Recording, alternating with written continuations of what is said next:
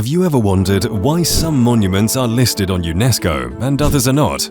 Take the ancient theatre of Argos, for instance, which was built in 320 BC in the Peloponnesus region of Greece. One of the people from our writing team recently visited here, and she said she was amazed and impressed at how these stones have been preserved for so long. All archaeological sites are special, and they can be considered treasures that need to be protected by an important organization. But only some of them have been included in the World Heritage List thus far. Just one of the 10 criteria for a monument is to be an outstanding example of a type of building, architectural or technological ensemble, or landscape which illustrates a significant stage in human history. One such monument from roughly 3600 BC is considered to be the second oldest religious temple ever, right behind that of modern-day Turkey's Göbekli Tepe. Today, we'll be covering this mysterious megalithic temple complex that is speculated to have been erected by a fertility cult on the island of Malta. We know this site as the Ggantija Temple Complex.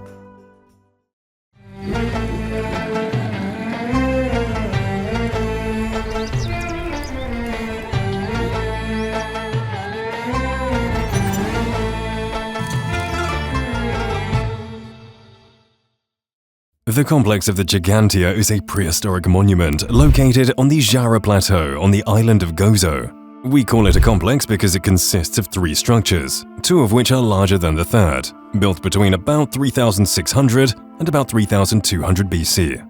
This era in which the Ggantija temples were built is what we commonly refer to as the Neolithic era. To give a quick rundown for those of you that don't know, the Neolithic era, also called the New Stone Age, is the last division of the Stone Age.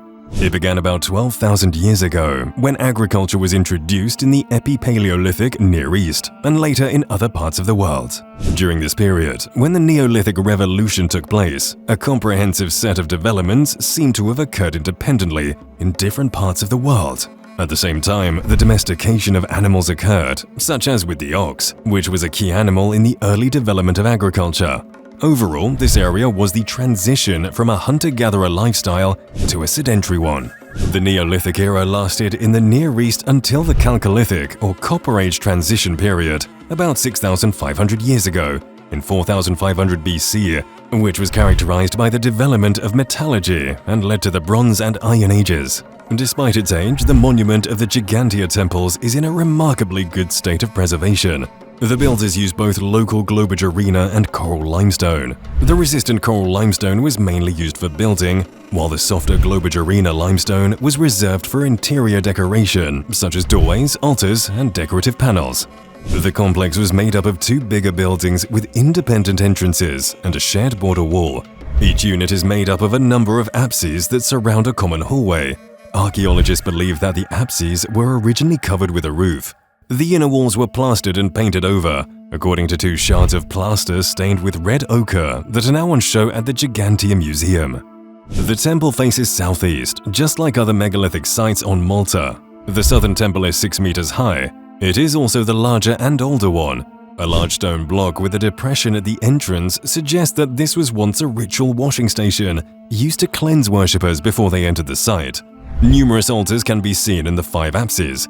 If you look closely between the blocks, you can still see traces of the plaster with which the irregular wall was once covered. The temples themselves are built in the typical clover shape, with the inward-facing blocks marking the shape. Was this form just a way to be protected and survive, or does the general layout of the temple have a symbolic meaning? Ancient cultures overall viewed numbers as essential components of reality and treated them as metaphysical beings, gods or demons that determine the fate of the people. Geometry, together with astrology, were shown upon the earth like a stamp with symbolic but material creations, such as altars, sanctuaries, temples, and whole cities, with harmonious geometric relations between them as a collection of sciences interpreting the beauty of the world. Returning to the site, researchers discovered animal bones at this site, suggesting that animals may have been sacrificed there. One of the main hypotheses is that this ritual was practiced in association with success with fertility and agriculture. It is believed that the temples, which are oriented towards the rising sun, were used to mark the changing seasons and celebrate agricultural events such as harvest. countless carvings of animal and human figures, especially females, are the reason as to why archaeologists believe that the rituals performed at Ġgantija were related to fertility. It is also possible that the temples were used for the worship of goddesses that were associated with fertility, as well as motherhood and the life-giving forces of nature. As far as worship goes, the people of this site also may have had some form of ancestor worship, with some of the figurines possibly representing deceased ancestors. The Ggantija temples are considered a remarkable achievement, considering that the monuments were erected at a time when the wheel had not yet been introduced and the islanders had no metal tools. Small spherical stones were discovered that served as ball bearings for the vehicles used to transport the huge blocks of stone for construction. It is also speculated that the use of pulleys and levers were used in addition to human labor. Today, at the entrance to the Ggantija temples, there is an information center where visitors can learn about the various facets of Neolithic life. The center also houses some of the most important objects found at various prehistoric sites on Gozo. The temples were used as a ceremonial site for a fertility rite, as evidenced by statues discovered on the site and displayed at the center. The temple's design is said to even mimic the figure of an obese woman. Archaeologists discovered sculptures of larger-sized women at several megalithic and Neolithic sites in and around Malta. These are very likely linked to the so-called sex cult at Ġgantija. Other Mediterranean islands close to Malta, such as Crete, somewhat around the same time period, had similar practices as far as fertility-related rituals go. Though, these Minoans of Crete may have been a bit more, extravagant, engaging in more ritualistic orgies. Frescoes, which are essentially mural paintings involving water-based paint, as well as several other artifacts found on the island of Crete, depict big processions of dances and sacred ceremonies, particularly those partaking in very naughty acts.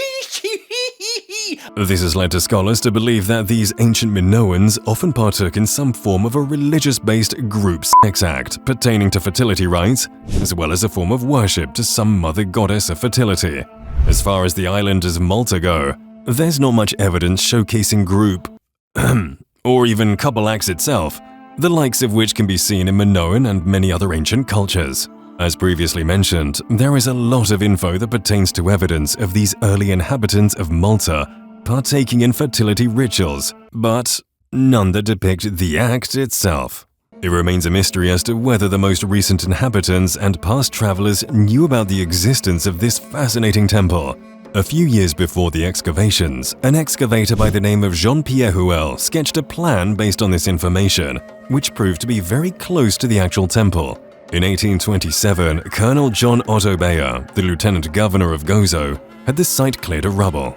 After the excavations in 1827, the ruins fell into disrepair. The land was a private property until 1933, when it was expropriated by the government for public purposes. Let us now realize the power of the lives of our ancestors. If you look at this monument from the map, you can see, as we said, this somehow butterfly clover-shaped structure and its absolute magnificence. You can feel its energy.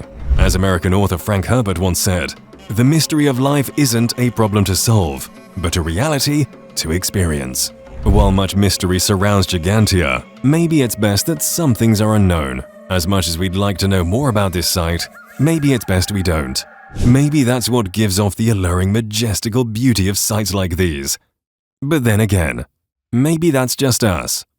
If you liked today's episode, please like this video and subscribe to the channel. Do it. Also, comment down below on a video of an archaeological site you would like to see us cover next, and we'll try to make it happen. But in the meantime, we'll see you next time, only on Amateur Archaeology.